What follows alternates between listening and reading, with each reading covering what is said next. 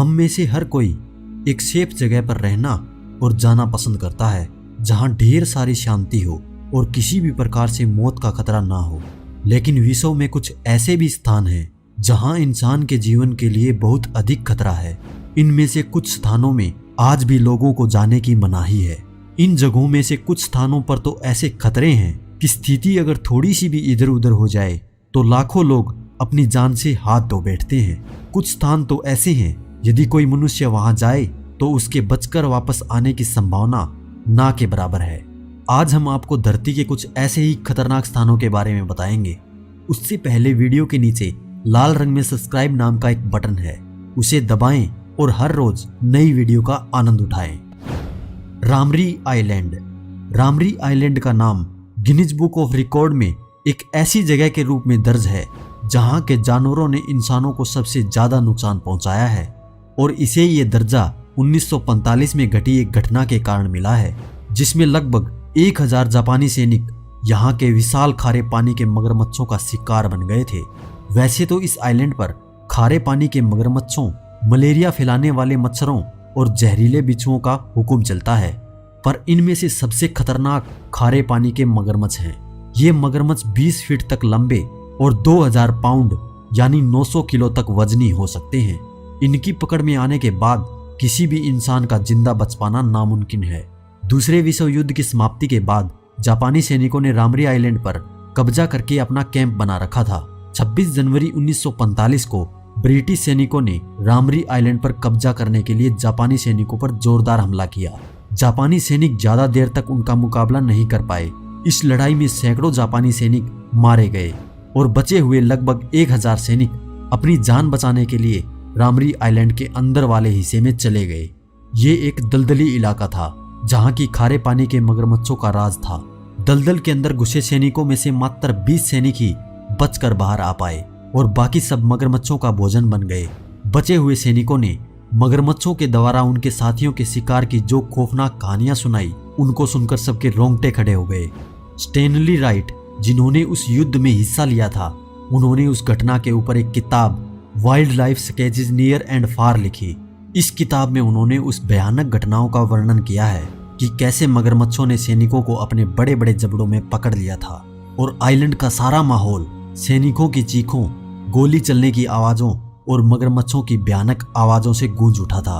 अभी भी रामरी आइलैंड पर इन खारे पानी के मगरमच्छों का राज है और ये इतने खतरनाक हैं कि ये अपने एरिया में आने वाली किसी भी चीज को खा जाते हैं, यहाँ तक कि इंसानों को भी।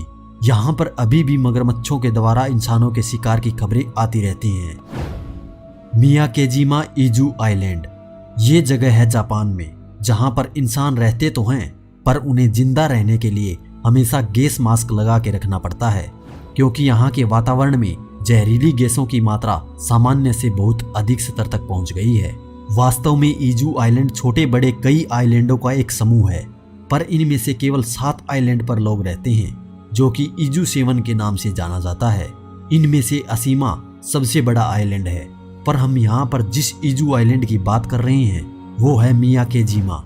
वैसे तो सारे इजू आइलैंड एक सक्रिय ज्वालामुखी बेल्ट पर स्थित हैं, पर मियाकेजिमा पर एक बहुत ही सक्रिय ज्वालामुखी माउंट ओयोमा है, जिसमें कि पिछली 1 सदी में कई बार बड़े विस्फोट हो चुके हैं। पिछला बड़ा विस्फोट सन 2000 में हुआ था। वो एक बहुत ही भयंकर विस्फोट था जिसमें लावा के साथ साथ बड़ी मात्रा में जहरीली गैस निकलती थी। इतना ही नहीं, ज्वालामुखी के शांत होने के बाद भी इन जहरीली गैसों का निकलना जारी रहा। इस विस्फोट के बाद मियाकेजिमा आइलैंड को खाली करा लिया गया था। इनके निवासियों को 2005 में वापस आइलैंड पर बसने की इजाजत मिली, पर 24 घंटे गैस मास्क लगाने की चेतावनी के साथ, क्योंकि तब भी इस आइलैंड पर हवा में सल्फर डाइऑक्साइड की मात्रा बहुत ज्यादा थी और माउंट ओयोमा से तब भी लगातार जहरीली गैसें निकल रही थी। इजाजत मिलने के बाद लगभग 1/3 लोग आइलैंड पर वापस आए। 2006 में इस आइलैंड की आबादी 2884 थी। 2008 में इस आइलैंड की हवाई सेवा भी फिर से बहाल कर दी गई। अब इस आइलैंड पर एडवेंचर टूरिस्ट भी आते हैं, पर उन्हें आइलैंड पर आते ही गैस मास्क लगाने पड़ते हैं। इसके लिए यहाँ के स्टोर पर डिस्पोजेबल मास्क मिलते हैं। इसलिए गैस मास्क टूरिज्म यहाँ के निवासियों की आय का एक मुख्य स्रोत है। इस आइलैंड के मुख्य आकर्षण वो खाली पड़े मकान हैं जिनके मालिक कभी इस आइलैंड पर वापस नहीं आए। वो इमारतें हैं जो कि लावे से तहस नहस हो चुकी हैं। Snake island, Brazil. ये ब्राजील के साओ पालो आइलैंड का एक तट है। इसे गोल्डन लास हैंड सांप की प्रजाति का घर कहा जाता है। यहाँ पर इन सांपों की संख्या इतनी अधिक है कि हर एक वर्ग मीटर में 5 सांप रहते हैं, यानी कि अपने सिंगल बेड जितनी जगह में 10 सांप और डबल बेड जितनी जगह में 20 सांप। इस सांप की गिनती विश्व के सबसे जहरीले सांपों में की जाती है। इसका अंदाजा आप इस बात से लगा सकते हैं कि इस सांप के काटने से आदमी 10 से 15 मिनट के अंदर मर जाता है। पूरे ब्राजील में सांपों के काटने से होने वाली मौतों में से 90% मौतों के लिए यही सांप जिम्मेदार है। वर्तमान में ब्राजील की नेवी ने लोगों के यहाँ घुसने पर प्रतिबंध लगा रखा है। अब हम आपको एक ऐसे परिवार की सच्ची घटना के बारे में बताते हैं जो कि इनका शिकार हुआ था। ये आइलैंड शुरू से ऐसा नहीं था। यहाँ पर पहले सांपों की इतनी आबादी नहीं थी और जो थे वो आइलैंड के बीच वाले भाग में थे जो कि ज्यादा घना था। यहाँ पर तट के पास एक लाइट हाउस बना हुआ है जिसमें कि ब्राजीलियन नेवी का एक कर्मचारी ड्यूटी दिया करता था। ये घटना इस लाइट हाउस के आखिरी केयर टेकर और उसके परिवार की है। वो केयर टेकर अपनी पत्नी और 3 बच्चों के साथ लाइट हाउस में बने एक कॉटेज में रहता था। ब्राजीलियन नेवी का एक जहाज उनके पास उनकी जरूरत का सामान पहुंचाया करता था, लेकिन धीरे धीरे यहाँ सांपों की संख्या बढ़ने लगी और तट के पास वाले इलाके में भी सांप नजर आने लगे। एक दिन कुछ जहरीले गोल्डन पिट वाइपर सांप उनके कॉटेज में खिड़की से घुस गए। असल में खिड़की का कांच टूट गया था और उनका ध्यान उस ओर गया नहीं था। जहरीले गोल्डन पिट वाइपर सांपों को कॉटेज में देखकर सारा परिवार डर गया और जान बचाने के लिए सारे तट की ओर भागे जहां की उनकी नाव बंधी थी। पर अफसोस उनमें से कोई भी वहां तक नहीं पहुंच पाया। वो सब रास्ते में ही सांपों का शिकार बन गए। अगले दिन जब नेवी का जहाज वहां सामान उतारने पहुंचा तो उन सब की लाशें लाइट हाउस को जाने वाले रास्ते पर पड़ी मिली, जो कि जहर के कारण एकदम काली पड़ चुकी थी।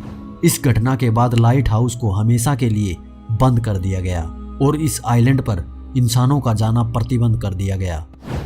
एओ किंगारा, जापान। जापान के माउंट फुजी तलहटी में एओ किंगारा एक प्राचीन भूतिया जगह है। 60 साल पहले ये जगह आत्महत्या करने वालों के लिए पसंदीदा जगह बन गई। जब सिक्को मात्सुमोतो की किताब ब्लैक सी ऑफ ट्रीज प्रकाशित हुई थी, इस किताब के पात्र इस जंगल में सामूहिक रूप से आत्महत्या करते हैं। हर साल इस जंगल से 70 से 100 लोगों की डेड बॉडीज मिलती हैं। इसके अलावा इस जंगल में लोगों को मारने वाले और ऐसे लुटेरे मिलते हैं जो आत्महत्या करने वाले लोगों की जेबों के पैसों पर हाथ साफ करते हैं। खूनी पोखर, जापान। ये जापान के सबसे प्रसिद्ध स्थानों में से एक है। इस पोखर में तैरना मना है क्योंकि इसका तापमान 194 फ़ारेनहाइट रहता है। झील में लोहे और नमक की मात्रा काफी अधिक है और इसका पानी खूनी लाल रंग का होता है। पानी की सतह से भाप निकलती रहती है। इसे देखकर ऐसा लगता है कि जैसे ये नरक का द्वार हो। किवू लेक, अफ्रीका महाद्वीप के डेमोक्रेटिक रिपब्लिक कांगो और रिवाड़ा के सीमा के बीच में ये झील स्थित है। इसके गहरे पानी के नीचे मीथेन गैस छिपी हुई है। अगर इस जहरीली गैस से बने मौत के बादल सतह के ऊपर आ जाएं, तो इस क्षेत्र में बसे 20 लाख लोगों की जान खतरे में पड़ सकती है। Mount Merapi volcano. Mount Merapi एक सक्रिय ज्वालामुखी है जो मध्य जावा और इंडोनेशिया के योग्याकार्ता की सीमा पर है। इंडोनेशिया का ये सबसे सक्रिय ज्वालामुखी है और 1948 से ये लगातार सक्रिय है। जब इसमें विस्फोट नहीं होता तब भी इसमें से बहुत मात्रा में धुआं निकलता रहता है और ये आसमान से 2 मील की ऊंचाई तक दिखाई देता है। इसके आसपास 4 मील से भी कम दूरी में लगभग 2 लाख लोग रहते हैं। यदि इस ज्वालामुखी ने कभी अचानक बड़ा रूप धारण कर लिया तो भारी तबाही मचा देगा। तो दोस्तों, ये थी धरती की 7 सबसे खतरनाक जगह जहां जाने का मतलब है मौत से हाथ मिलाना। आप इनमें से कौन सी जगह जाना बिल्कुल भी पसंद नहीं करेंगे, हमें कमेंट बॉक्स में जरूर बताएं। साथ ही अगर वीडियो पसंद आया तो वीडियो को लाइक करने के साथ साथ चैनल को सब्सक्राइब जरूर करें ताकि आगे भी हम मिलते रहें। तो दोस्तों, मिलते हैं एक और नई वीडियो के साथ। तब तक आप अपना और अपने परिवार का ध्यान रखें। धन्यवाद।